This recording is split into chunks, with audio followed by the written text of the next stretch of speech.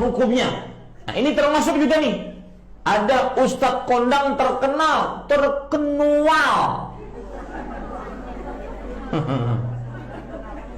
Ya, yang membolehkan alat musik. Kata dia, tidak ada hukum pada alat. Ini orang aneh, menyelisihi Nabi, para sahabat, para tabi'in, imam yang 4. Semua imam yang 4 mengatakan alat musik haram, nyanyian haram. Itu mau ikut siapa?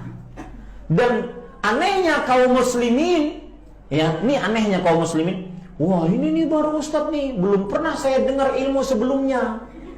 Ya emang menyimpang, karenanya nggak ada. Paham maksud saya? Lihat hadisnya begitu jelas. Hadis riwayat Bukhari, diriwayatkan oleh Imam Bukhari secara mu'allaq dan disambungkan oleh beliau dalam tempat yang lain. Nabi Muhammad SAW bersabda, la ya'tiyanna aqwaman min ummati la'a'lamanna aqwaman min ummati yastahilluna al-hira wal harir wal khamra wal ma'azif. Sungguh akan datang orang-orang dari umatku yang menghalalkan. Berarti asal hukumnya apa, Bu? Haram. Ya, menghalalkan al-hira, perzinahan, al-harir, sutra bagi laki-laki, minuman keras, al-khamr, dan alat-alat musik. Ini disepakati oleh para ulama. Bahkan Imam Al-Albani mengatakan, kalau tidak ada hadis tentang pengharaman alat musik kecuali hadis itu sudah cukup. Nah, sekarang ujiannya bagi umat Islam terutama di Indonesia, ada ustadz terkenal mengatakan halal alat musik, tidak ada hukum pada alat. Ini ujian. Mau menerima hadis atau mau menerima pendapat ustadz yang masyhur tersebut? Masyhur. Makan tuh masyhur. Bismillah Ustaz, Adi kami ingin tabayun tentang ceramah tausiah Ustaz di YouTube bahwa musik itu halal atau dibolehkan. Jazakallah khair. Antum kapan melihat tayangan saya? Ini poin pertama. Atau antum melihat utuh atau tidak? Yang kedua, apakah antum hadir di majlis itu cuma melihat atau cuma melihat cuplikan? Yang ketiga, dalam suasana apa saya menjawab pertanyaan itu? Karena setiap materi yang disampaikan, setiap majlis itu suasananya bisa berbeda. Apa yang ditanyakan nggak bisa antum bikinnya di hukum umum. Ini poin pertama. Yang kedua, antum mesti bedakan hukum dengan sikap hukum. Itu berbeda. Hukum dengan sikap hukum. Kalau antum ditanya hukum, antum mesti jujur. Gak boleh antum ambil sesuai selera antum aja. Yang pengen saya begini, itu sampaikan. Yang menurut Nabi padahal benar, antum tutupi karena hanya jamaah ikut keinginan antum. Itu gak boleh. Dosa itu antum. Sikap hukum itu beda. Misal, ada hukum, saya beri contoh, nanti saya teruskan ke musik ya. Ada hukum misalnya untuk sujud nih, setelah i'tidal. Ya, hukumnya ada dua secara umum. Yang pertama adalah sujud dengan menggunakan lutut dulu. Itu ada di Abu Daud nomor hadis 838 dari Wa'il bin Hujur, posisi paling kanan sebelah bawah. Taib. Yang kedua, ada menggunakan telapak tangan. Di telapak tangan dulu, baru lutut. Ya, itu ada di Abu Daud kitab yang sama, nomor hadis 840 dari Abu Hurairah, posisi paling kiri sebelah atas sampai 841. Cuman beda dua nomor. Ini yang disebut hukum. Jadi kalau Anda tanya bagaimana hukumnya, ini dua alternatif yang diajarkan oleh Nabi. Singkatnya ada kemudahan. Anda kalau ingin menggunakan lutut boleh, ingin menggunakan telapak tangan boleh. Karena kita sujud memang hanya menggunakan satu di antara dua itu. Itu artinya kemudahan. Rumus fikihnya disebut al-jam'u wa taufiq. Jadi kalau ada persoalan, hadisnya banyak, antum jangan pilih satu hadis dan antum ikuti, tidak. Kumpulkan semua hadisnya, at-taufiq kemana arah hukumnya. Di situ antum simpulkan. Sampai Ibnul Qayyim al-Jauziyah menulis kitab sifat salat Nabi, beliau menyimpulkan saya pilih yang pakai lutut. Syekh Muhammad Nasiruddin Al-Albani menulis kitab sifat salat Nabi, memilih menggunakan telapak tangan. Jadi kalau antum ngajinya menggunakan kitab sifat salat Nabi Syekh Al-Albani, pasti pakai telapak tangan itu. Lihatnya. Kalau antum baca kitab Syekh Ibnul Qayyim al-Jauziyah, Masya Allah akan menggunakan lututnya. Nah, dua-duanya dipraktekkan. Nah, jadi kalau antum menggunakan lutut benar, menggunakan telapak tangan benar, yang salah itu ya menggunakan selain keduanya. Bisa pakai kepala duluan gitu kan? Itu kan keliru. Ya.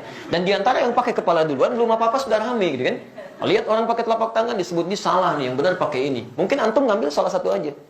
Dan yang tidak tepat ketika Anda mengajarkan pakai telapak tangan atau pakai lutut, Anda mengatakan nih yang lain salah nih, yang benar pakai ini. Hadisnya dhaif. Antum berani mendaifkan Syekh Ibnul Qayyim al-Jauziyah, antum siapa? Ya? Antum mengatakan yang pakai telapak tangan salah, antum di mana makamnya Syekh Al-Albani? Ini jangan sampai kita yang belum tentu hafal hadisnya jadi pada rame. Hadisnya aja nggak tahu gitu kan.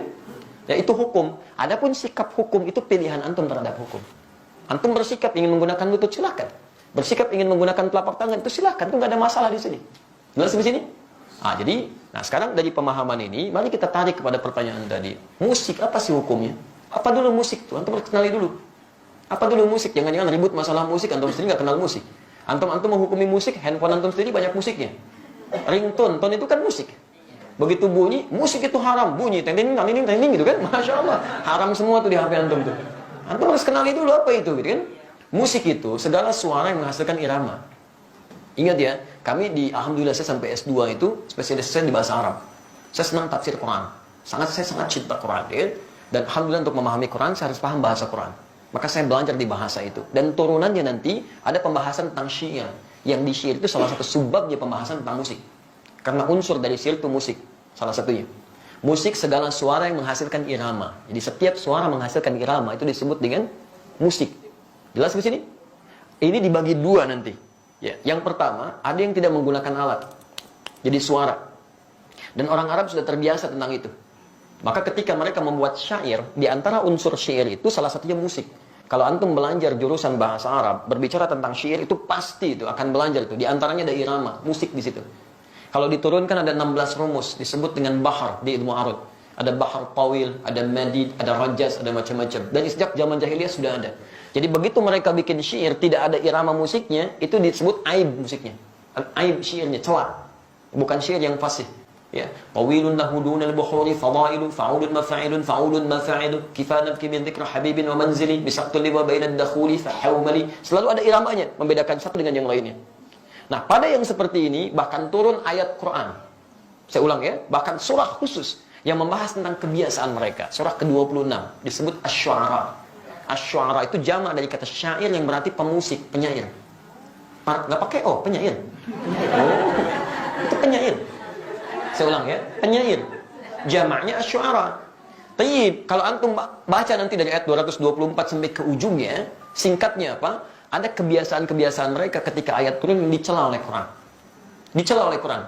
Wasyu'ara'u yattabi'uhumul ghawun, dan para penyair itu seringkali menghadirkan hal yang tidak bermanfaat.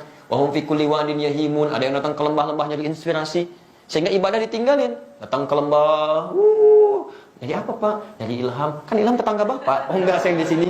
Jadi itu, jadi inspirasi, nulis macam-macam. Sehingga maaf, kebaikan-kebaikan diabaikan. Kan salat tertinggal, macam-macam tertinggal. Zaman jahiliyah banyak yang begitu. Sehingga ketika zaman Islam dibedakan. Yang seperti ini gak ada banyak manfaatnya. Bahkan ada yang menuduh Nabi SAW. Ada yang menyerang Nabi dengan syair. Banyak. Ada Zuhair bin Abi Salma sebelum dia taubat. Nyerang Nabi itu. Disebutkan begini, dan sebagainya. Apa yang terjadi? Sisi lain, banyak juga penyair muslim. Di antaranya Hasan bin Sabit. Hasan bin Sabit bahkan langsung disebut sebagai syairun Nabi. Seorang penyair yang membela Nabi SAW. Jadi begitu di sudut sana mencela Nabi, di sini kemudian membalas dengan membela Nabi SAW. Dan tidak sedikit pembelaan itu dihasilkan lewat syair. Yang seperti ini langsung disanjung oleh Quran.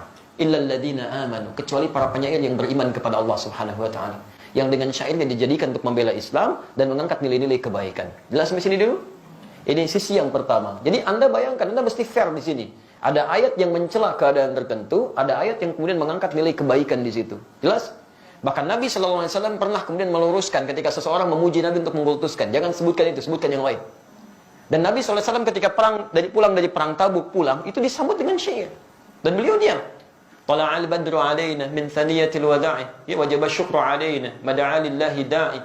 Dan antum ada yang kemudian membuat dengan musik-musik kasidah itu. Itu asalnya kan itu syair. Ya, dari madid rumusnya. Tala'al badru alaina min thaniyatil wada'i, wajib syukru alaina, mada'a lillahi da'i. Ada semuanya di situ. Ya. Sampai orang Arab itu, jangankan masalah seperti itu, lihat binatang, lihat macam-macam, itu memang itu Masya Allah, itu langsung bisa bikin syair. Refleksnya syair. Itu lihat burung aja, burung bulbul lompat-lompat bikin syair. Al-Asma'i pernah bikin, cuma gara-gara burung bulbul lompat ke dahan-dahan bikin syair. Sautu safiril bulbuli hayyaja qalbi thamini al-ma wa zahma ma zahri lafzul muqali fa anta yasridi wa sayyidi wa maulani fakam taymuni ghajirin uqalqali qataftuhu min wajhatin fi hadha ar-rajuli faqala la la la faqad ghada muharmili wal walad wali yawaydani faqultu la tuwalbili fabayyinu lu'ali qalat lahu hina kada in hadadzul muqali kahatan kakailali tabtabi tabtaburi. Ada semuanya. Dia bikin itu. Dan dalam suasana membuat itu, Nabi biasa saja. Jadi ketika buruk dicela oleh Nabi, ketika baik didiamkan oleh Nabi. Maka dari sini ulama sepakat dalam persoalan syair, musik yang berasal dari suara. Awas ya, berasal dari suara itu terbagi pada dua bagian.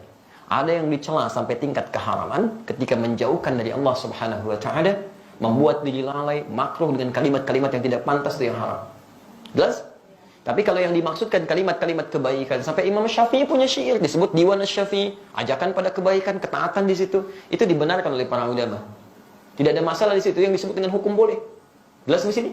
Jadi pernyataan saya jangan di framing gitu kan, jangan dipotong seakan-akan Ustaz dibolehkan ini. Kata siapa? Saya nggak pernah membolehkan itu. Hukumnya ada di Quran, turun sejarahnya, antum bisa lihat, ini yang tidak boleh, ini yang boleh. Sekarang alat musik. Bagaimana dengan alat-alat musik?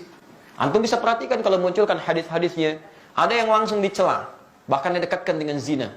Kan? Allah Subhanahu akan datang di masa nanti orang-orang menghalalkan zina, menghalalkan khamar dan menghalalkan alat-alat musik, gitu kan? Pernah dengar hadisnya?